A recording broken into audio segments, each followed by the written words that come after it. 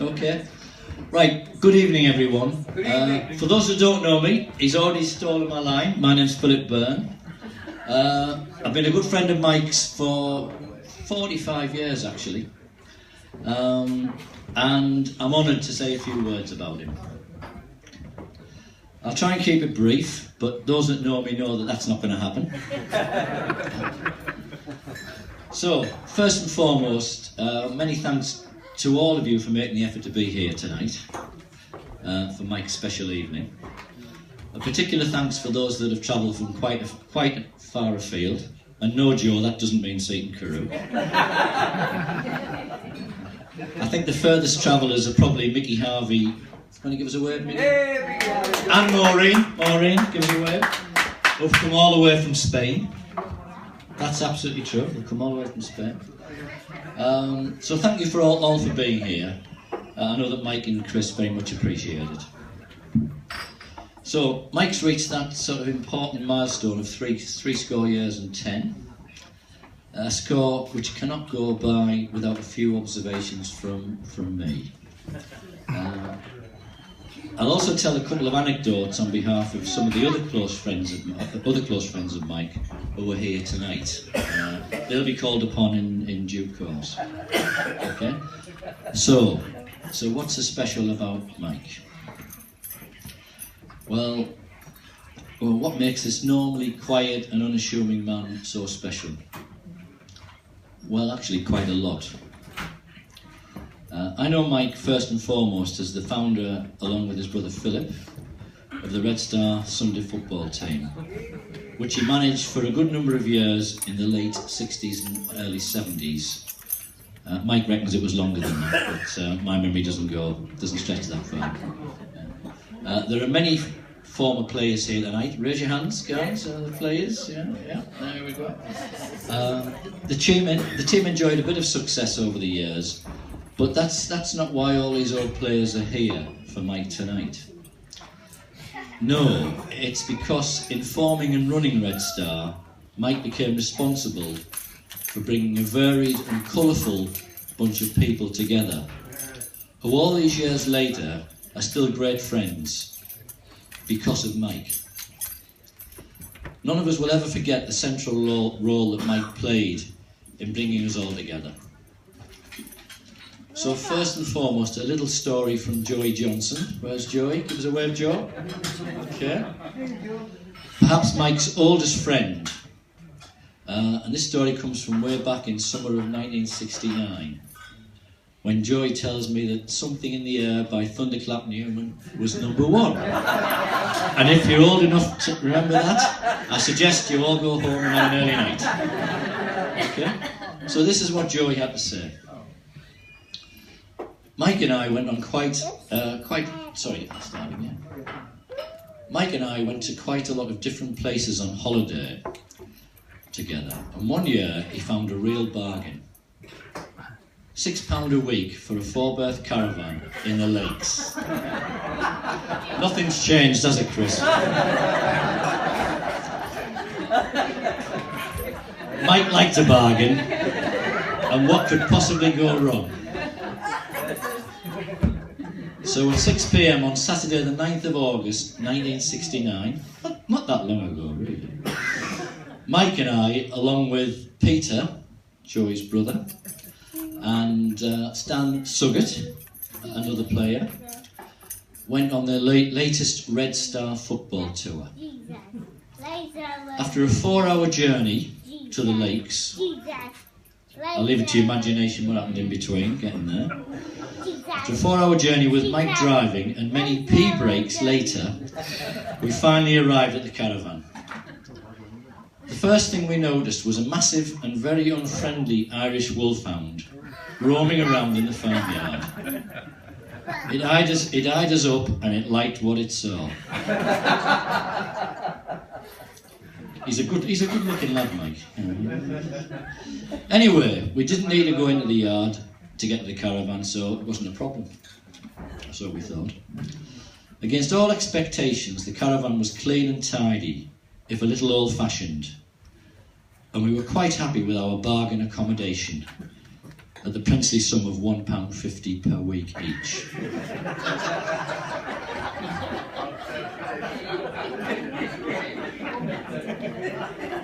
But then Mike noticed that it didn't have its own toilet. So where was the toilet? We had a good look around and our hearts sank. The only toilet was in the farmyard, and the only way to get to it was past the very hungry and very unpleasant wolfhound. None of us fancied it at all. In fact, I was terrified. Anyway, we forgave Mike for not checking properly on TripAdvisor. And despite all the odds, we had a brilliant holiday. And of course, we discovered every public toilet within a 5-mile radius of Applecross.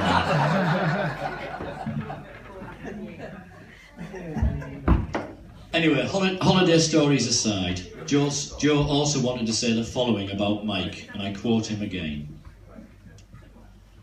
Besides being a very good friend, Mike was something of a father figure to us and had a very positive influence on us all. He kept us on the straight and narrow. Thank you, Mike. Thank you very much, and happy birthday from Joe.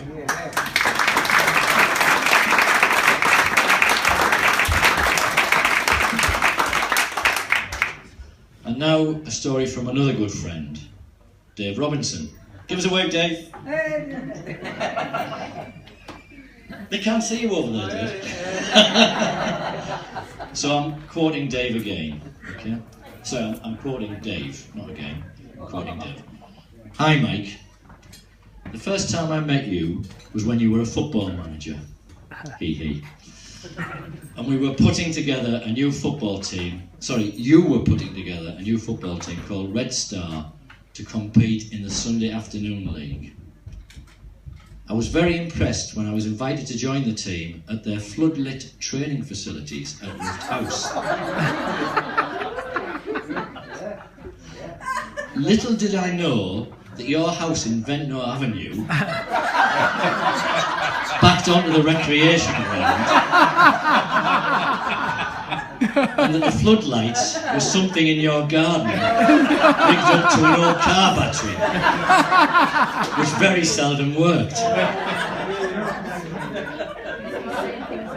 Nevertheless, we went on to assemble a formidable team, most of us teenagers, and we went on to win the league title.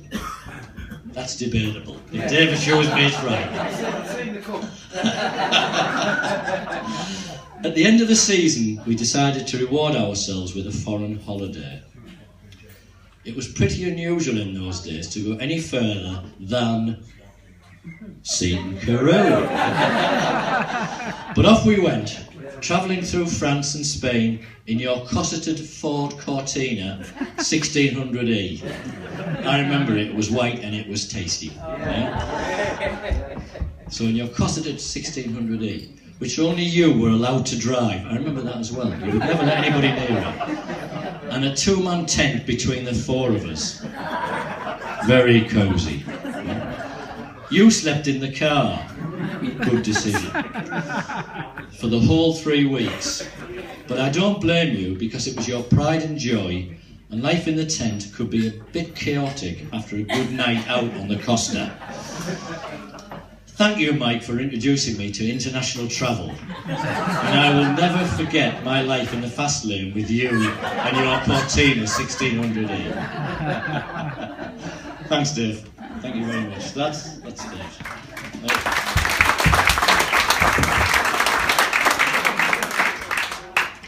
So moving on.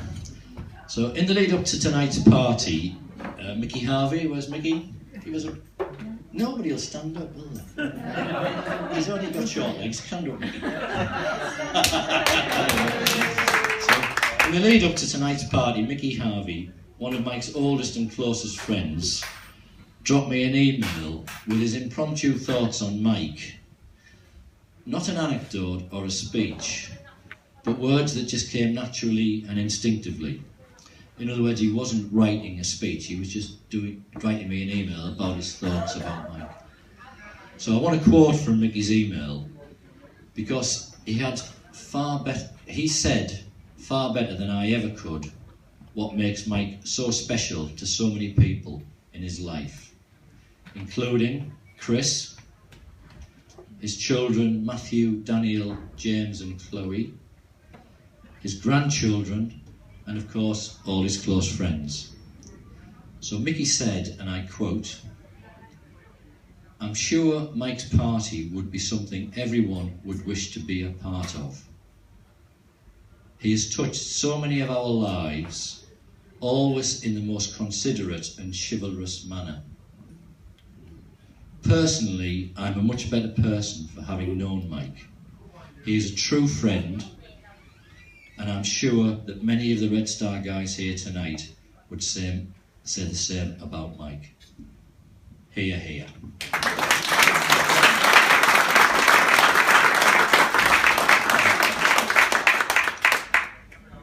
Fine words, Mickey, but obviously true, honest and from the heart. So thank you very much, Mickey.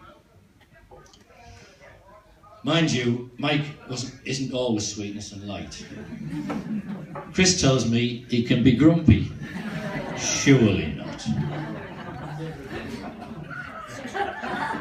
He can take hard decisions and be tough when he has to be. I remember a young forward making his debut for Red Star. He got a hat-trick in a 3-3 draw. Despite the goals, the next match, Mike had dropped him back to the bench again. So he could and would take tough decisions. But of course, if he buys me a couple of pints tonight, I'll forgive him.